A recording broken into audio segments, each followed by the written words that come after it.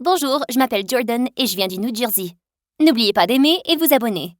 En grandissant, j'étais une fille tranquille. J'ai toujours eu du mal à me faire des amis.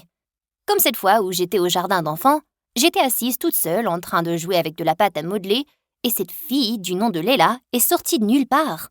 Pourquoi es-tu toujours assise toute seule? Parce que j'aime ça. Eh bien, tu es bizarre. Et c'est ma pâte à modeler. Non, le professeur a dit que je pouvais l'avoir. Oh oui? Leila a donné un coup de poing à ma pâte à modeler et a totalement détruit ma belle création. Quand l'enseignante nous a vus, elle a grondé Leila et s'est plainte à sa mère aussi. Et depuis, Leila n'a été que méchante avec moi. Quand j'ai eu 7 ans, ma mère a rencontré mon beau-père et il avait une fille qui avait 3 ans de plus que moi, Esther. Ils ont emménagé avec nous et au début, je pensais qu'Esther et moi ne nous entendrions jamais parce qu'elle était si désordonnée et que j'étais un peu maniaque de la propreté. Mais elle s'est avérée être vraiment cool. Comme cette fois où j'étais en CM1 et que Leila m'a poussée alors que je marchais. Mais merci Dieu, Esther m'a rattrapée juste à temps. Oh, je vais l'attraper, oh que oui. Laisse-la, c'est une sale gosse. Quelques instants plus tard, j'ai entendu des cris et j'ai vu qu'Esther avait fait trébucher Leila et ses spires avec une corde. Oh mon Dieu, Esther, mais où as-tu trouvé cette corde? Dans la salle de gym. J'ai prévu de la ramener à la maison. Elle fera une super corde à sauter. J'ai oublié de mentionner courageuse. Esther pouvait tout faire. Elle aimait s'amuser. Tout le temps. Et elle m'a aidée à affronter mes peurs sociales. Esther, tu es la meilleure. Je vais tellement être comme toi. Tu n'as peur de rien. Tu devrais la voir quand je parle de vacances. Des vacances? Pourquoi? Je suis terrifiée par les avions. Je ne sais pas pourquoi, mais tout ce qui les concerne me fait peur. Ah, mais ce n'est rien ça, Esther. Lorsque j'étais en 7e, maman nous a emmenés à une réunion dans un parc organisé par notre école. Tous les enfants se sont réunis et ont joué à des jeux amusants, mais j'étais trop timide. Et puis Esther m'a tirée de ma zone de confort à côté de maman. Allez, Jordan, tu rates tout le plaisir. Mais que faire s'il ne m'aime pas? Ah, tu perds ton temps. Elle a été une triste fille solitaire toute sa vie. Leila, personne n'a demandé ton avis. J'ai décidé d'être courageuse. Et oh là là, comme c'était amusant. Nous avons joué sur le toboggan à eau, grimpé sur la plus longue corde et sauté sur le château gonflable. C'était le meilleur moment de ma vie. Et ensuite, les parents ont demandé un concours de talent. Maman a écrit mon nom et je n'avais aucune idée de ce que j'allais faire. Elle a dit que c'était un bon entraînement pour surmonter mon anxiété sociale. Et pour ne rien arranger, j'étais la première à monter sur scène. Vas-y, tu peux totalement le faire. J'étais très nerveuse, car je n'avais aucun talent, à part peut-être celui de fredonner un peu. Alors j'ai fermé les yeux et j'ai simplement chanté, en bloquant tout le monde. Quand j'ai eu fini et j'ai ouvert les yeux, j'étais choquée de voir que les gens me fixaient avec un silence de mort. Ils avaient l'air époustouflés. Oh non, j'étais si mauvaise que ça. Mais ensuite, tous les enfants et leurs parents se sont levés et ont applaudi pour moi. Je n'arrivais pas à y croire. C'était la première fois que je me sentais réellement confiante. Oh, ma chérie, je ne savais pas que tu pouvais chanter comme ça. Oui, c'était incroyable. Esther, eh bien, elle est restée là, stupéfaite, comme si elle avait vu un fantôme. J'espérais qu'elle me féliciterait, mais elle ne l'a pas fait. Lorsque c'était le tour d'Esther et qu'elle a commencé à chanter, tout le monde s'est couvert les oreilles. Mais Esther a continué à chanter sans le moindre souci. Elle ne s'est arrêtée que lorsque le public a commencé à huer. Oh, j'ai l'impression que mes oreilles vont saigner. Que quelqu'un la fasse sortir de scène.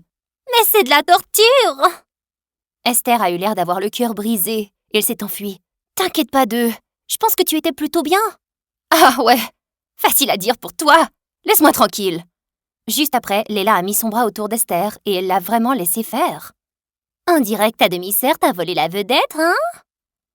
Esther n'a rien dit et a poussé devant moi. Après ce jour, Esther et moi avons continué à nous éloigner.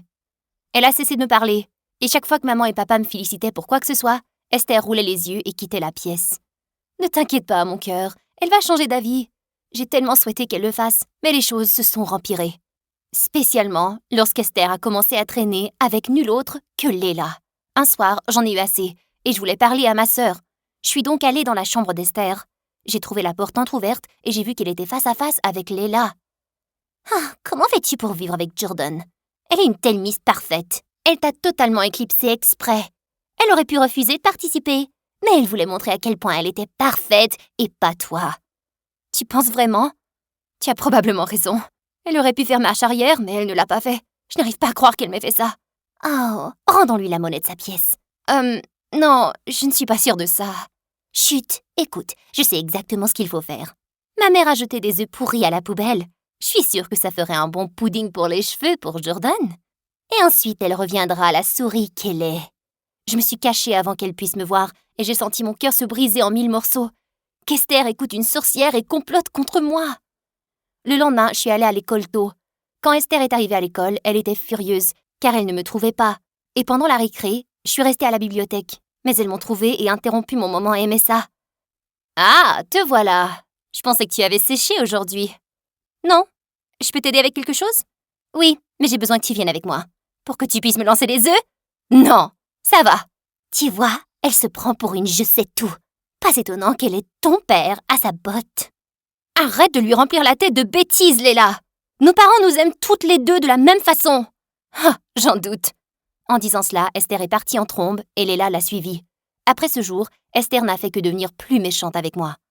Une fois, quand nous étions en 8e, maman nous a emmenés à un concert de notre chanteuse préférée, Ariana Grande. Esther et moi, nous étions toutes les deux folles d'elle. Et lorsque nous étions là, la chanteuse m'a fait monter sur scène car je connaissais bien tous les mouvements de la chanson. Alors que je dansais avec elle, Esther a surgi sur scène comme une folle, lui a pris le micro et a commencé à chanter. Vraiment faux. Les choses sont devenues un peu désordonnées. J'ai vu les gardes venir vers elle. Elle faisait l'idiote alors que j'essayais de prendre le micro. Soudain, j'ai perdu l'équilibre et j'ai fini par tomber de la scène et j'ai perdu connaissance. Je ne sais pas combien de temps je suis restée inconsciente, mais je me suis réveillée à l'hôpital et je ne pouvais plus bouger mes jambes. Maman, quelque chose ne va pas avec mes jambes. Maman a appelé le médecin et il a utilisé un truc en métal argenté pour toucher mes jambes. Je ne sentais rien. Et le médecin a alors dit à ma mère que je ne pourrais pas marcher tant que je n'aurais pas retrouvé le contrôle de mes muscles et que jusqu'à là, je devais utiliser un fauteuil roulant. Quoi? Moi? Sur un fauteuil roulant? Non, ça ne peut pas être vrai, maman. Dis-lui de faire quelque chose. J'étais dévastée. Et ensuite, Esther est entrée avec son père et j'ai perdu la tête. Qu'est-ce qu'elle fait ici? C'est à cause d'elle que je ne peux plus marcher. Je suis désolée pour ce qui t'est arrivé, Jordan. Encore, je suis vraiment désolée. Tes excuses ne vont pas me guérir miraculeusement, hein? Esther a pleuré dans les bras de son père. Et tout n'était qu'un grand désastre. Les jours suivants, à la maison, tout le monde était tranquille. Puis maman et papa sont allés faire des courses, nous laissant seuls Esther et moi. Je me fais un sandwich. Je peux... t'en faire un aussi? Je peux le faire moi-même. Lorsque j'ai essayé d'attraper le beurre de cacahuète, j'ai eu du mal. Alors je me suis un peu soulevée de ma chaise, mais j'ai fini par tomber du fauteuil roulant. Jordan! Esther a couru pour m'aider, mais je l'ai repoussée. J'étais tellement en colère, car sans sa stupide jalousie, tout aurait été parfait dans ma vie. Ne t'approche pas de moi. Jordan, je veux seulement t'aider. Parfois, la jalousie peut rendre quelqu'un vraiment aveugle. Je n'ai jamais été une bonne chanteuse et j'aurais dû me concentrer sur autre chose. Oh, ferme-la pour l'amour de Dieu! Épargne tes regrets. À mes yeux, tu n'es qu'une sorcière. Elle m'a regardée avec des larmes dans les yeux et mon cœur était trop en colère pour lui pardonner. Dieu merci, papa et maman sont venus me chercher. Plus tard dans la nuit, maman et mon beau-père m'ont parlé. Jordan, nous savons que tu en veux à Esther pour tout cela. Elle s'en veut aussi, tu sais. Mais peux-tu trouver dans ton cœur la force de lui pardonner? Vraiment? Nous avons cette conversation en ce moment? Dis-moi, maman, si quelqu'un te poussait et que tu te cassais les jambes, pardonnerais-tu à cette personne? Hein? Je suis désolée que tu te sentes comme ça, Jordan. Mais si tu veux, Esther et moi pouvons déménager. Non, je ne pouvais pas laisser cela se produire. Ma mère aimait tendrement mon beau-père. Je ne pouvais pas lui enlever ça. J'ai donc décidé d'accepter le fait qu'Esther faisait partie du marché. Peu importe si je l'appréciais ou non. Je ne peux pas promettre que je lui pardonnerai, mais je vais essayer. Donnez-moi du temps. En retournant à l'école, j'étais un peu inquiète de la façon dont les enfants se comporteraient avec moi. Mais à ma grande surprise, tout le monde était normal. J'ai roulé jusqu'au tableau de la production dramatique et j'ai vu qu'ils auditionnaient pour une émission de télé-réalité de talent qui se déroulait à LA. J'aurais tellement aimé pouvoir essayer, mais... C'est alors qu'Esther est arrivée à côté de moi. Alors tu veux auditionner? Oui, ça aurait été ma chance aussi, mais... Jordan, tu peux passer une audition. Tu peux tout à fait y aller et montrer au monde entier à quel point tu chantes bien. Oh, alors maintenant tu vas te moquer de moi? Bravo! Je ne me moque pas de toi! Il n'y a aucune règle qui stipule qu'une personne en fauteuil roulant ne peut pas auditionner. Elle avait raison à propos du fauteuil roulant, car lorsque j'ai postulé et envoyé une audition vidéo aux organisateurs, ils ont tout de suite voulu que je vienne à LA pour leur montrer ce que j'avais.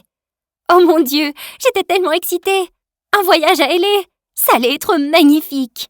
Maman et mon beau-père étaient si excités, mais quand ils m'ont dit qu'ils ne pouvaient pas se permettre le voyage, je me suis sentie vraiment triste. Mais le lendemain, papa a annoncé que je pouvais vraiment aller à l'audition. J'étais toute prête à partir, mais un jour, juste avant mon vol, Mon beau-père a dû quitter la ville pour des raisons professionnelles, et pendant la nuit, ma mère est tombée malade. Chérie, je ne peux pas aller avec toi. Je suis vraiment désolée. Maman, ne t'inquiète pas pour ça. C'est bien. C'est alors qu'Esther est intervenue. Je peux t'emmener. Ne t'inquiète pas, maman, je m'occuperai de Jordan, je te le promets. Ce n'était qu'un vol de 5h20 pour LA, et j'avais prévu de dormir pendant tout le trajet, mais juste au moment où il a commencé à décoller, j'ai remarqué à quel point Esther était pâle.